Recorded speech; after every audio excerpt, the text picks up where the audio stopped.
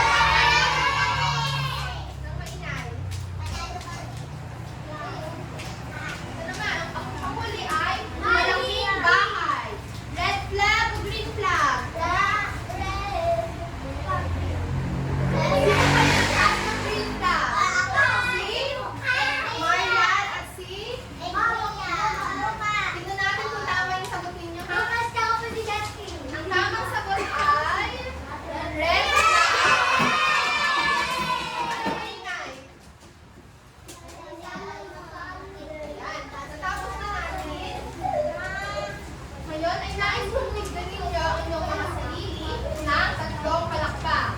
1, 2, 3, 4, 5. Ngayon naman, may paparinig akong kanta sa inyo.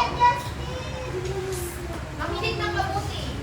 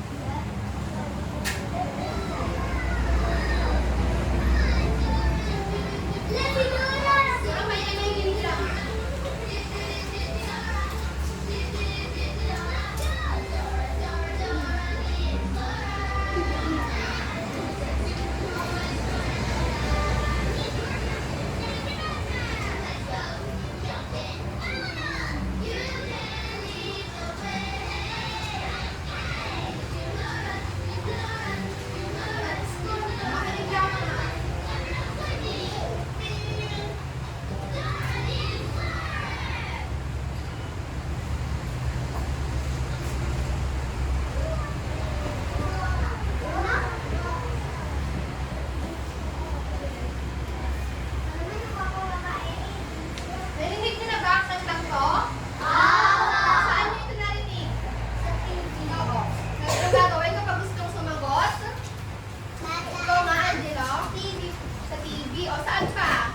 Ikaw nga, Russell? TV. TV din. Kapag gustong sumagot, itataas lamang ang inyong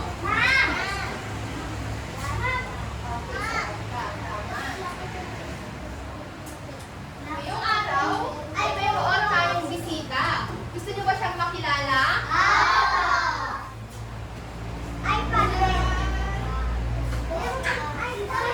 Nakikita ba ninyo nasa harapan? Gusto niyo ba siyang makilala? Gusto niyo ba siyang makilala? Ayan. Sino na nga ulit siya? Tama. Siya ang kaibigan natin, si Dora. Bumisita siya ngayon dahil gusto niyang maglaro at matuto kasama natin. Dahil may surprise na din siyang dala at may ipapalaro siya sa atin. Alam niyo ba kung ipapalaro niya? Kaya alamin natin kung ano ipapalaro niya. Ngayon, ay maglalaro tayo ng Dora Saves. Ano na nga ulit ang lalaroin natin? Narito ang mechanics. Pero bago yan, magsitayo muna ang lahat.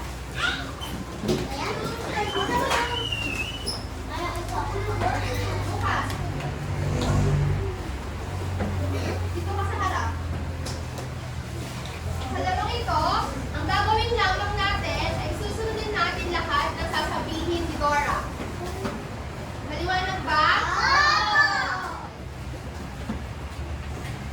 Pero bago yan, ay may isa pa siyang surpresa. Alam niyo ba kung ano yun? Dito. Alam niyo ba kung ano to? Backpack ni Dora! May ito ang backpack ni Dora. At nasa loob, yung mga rules na gagawin natin. Maliwanag ba? Handa na ba ang lahat?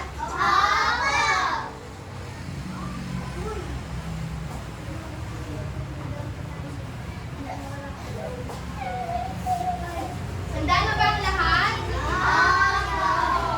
Para sa unang rules ni Dora ay, sabi ni Dora ay ipalakpak ang mga kamay ng 2 beses.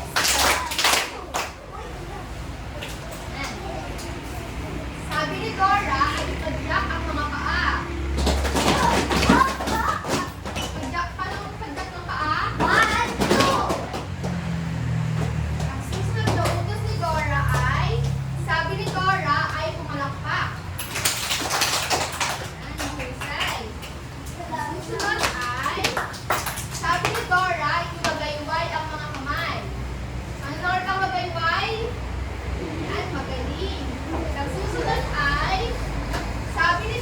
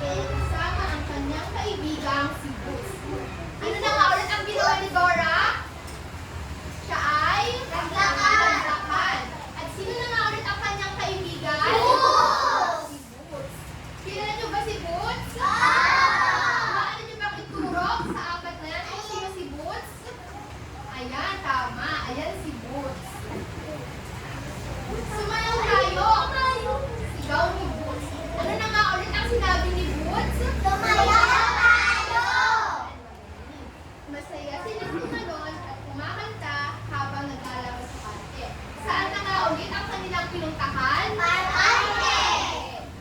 Pagkatapos ng laro, si Dora ay umupo sa ilalim ng puno at kumain ng masarap na merienda.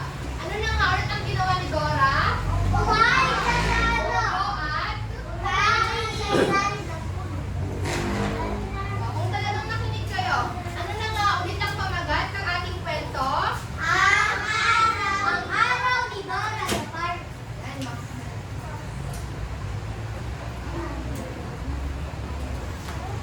Nakinig ba kayo sa ating kwento? Opo. Sa kwentong aking pinasa, ay mayroong mga salitang kilos doon.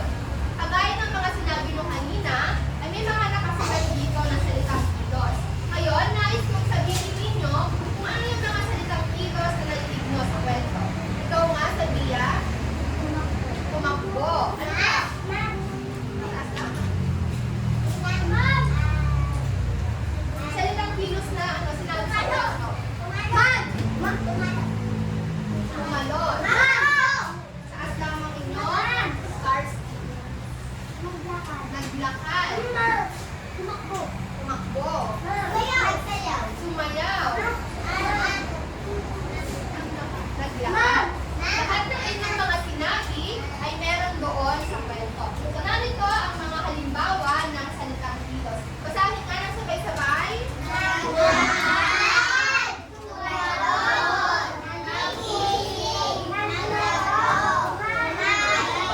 Napansin ba ninyo na lahat ito ay nasa kwento? Narinig nyo ba na si Dora ay naglakad? Tumalon? Nagising? Naglaro? Kumain? Ngayon ay alamin natin kung ano nga ba ang pagglobal ng salitang kilos.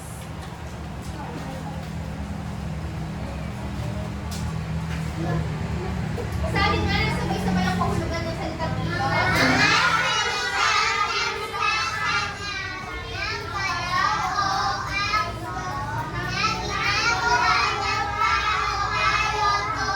Ang salitang kilos ay nagsasaad ng galaw o aksyon na ginagawa ng tao, bagay o hayop. Ano na nga ulit ang salitang kilos, Angelo? Ano na nga ulit ang salitang kilos?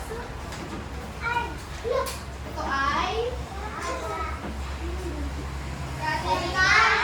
o, basahin ang ano? Mga Mga salitang nagsasaad ng galaw o aksyon na ginagawa ng tao, hayop o bagay. Ngayon, ay maaari ba kayong magbigay ng halimbawa ng salitang kilos sa pangungusap? Ikaw nga, Samia, sa pangungusap. Si Dora ay nagising. Ana ay naglalakad. Tama. Ikaw, Lucas. Sige na. Magbigay ka ng halimbawa ng salitang kilos sa pangungusap. Dora ay kumain. Si Dora ay ang kumain ba ay salitang kilos? Oo. Tama. Ikaw ano, Audrey, magbigay ka nga ng salitang kilos.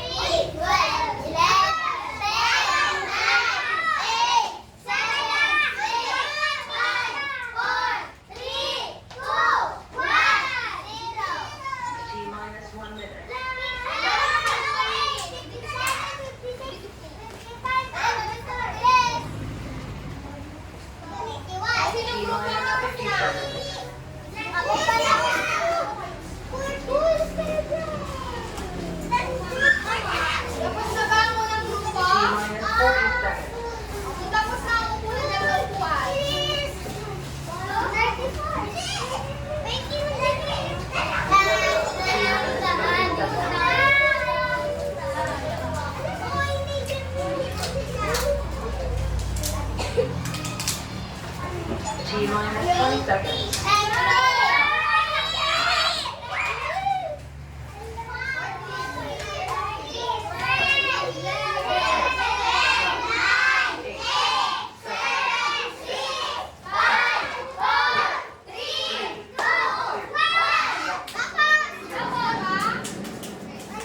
Upo na lahat.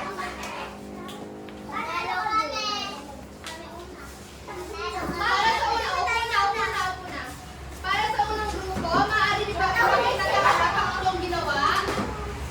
Didikit mo sa O, walang magulo.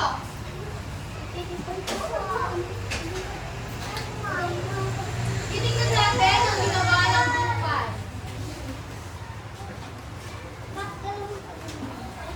Upo na lahat. Upo na.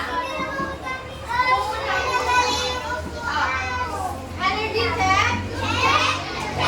Tumalimik na. Titignan natin kung tama yung mga nilagay ng grupan. Kumanta. Ang kumanta ba ay salitang kilos? Aso. Okay, mali. Hindi salitang kilos ang kumain. Ang kumain ba ay salitang kilos? Upuan. Bakit hindi salitang kilos ang upuan? Bagay. Hindi sa salitang kumain.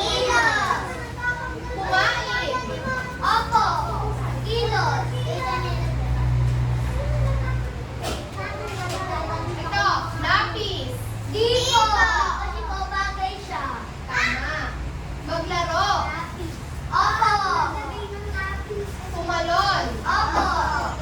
Ayun dyan. Palakpakan natin ang group 1. Para naman sa group 2,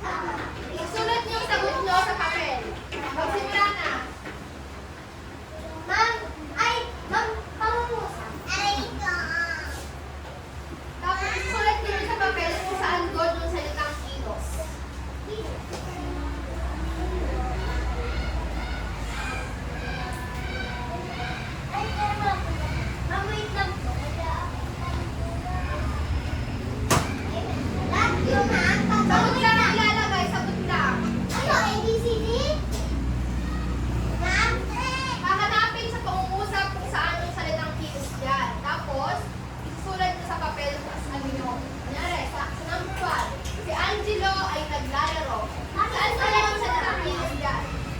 Mama, ano gagawin?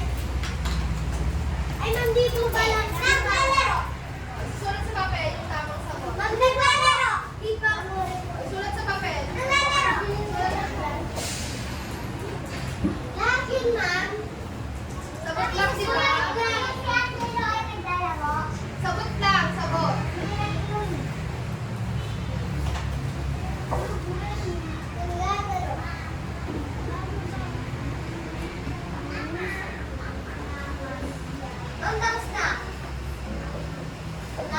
O, walang maingay.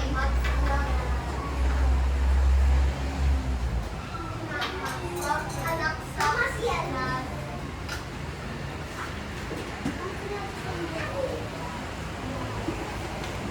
Huwag kakalimutan lagyan ng pangalan ng mga papel mo para alam kung kanino yun. Ano,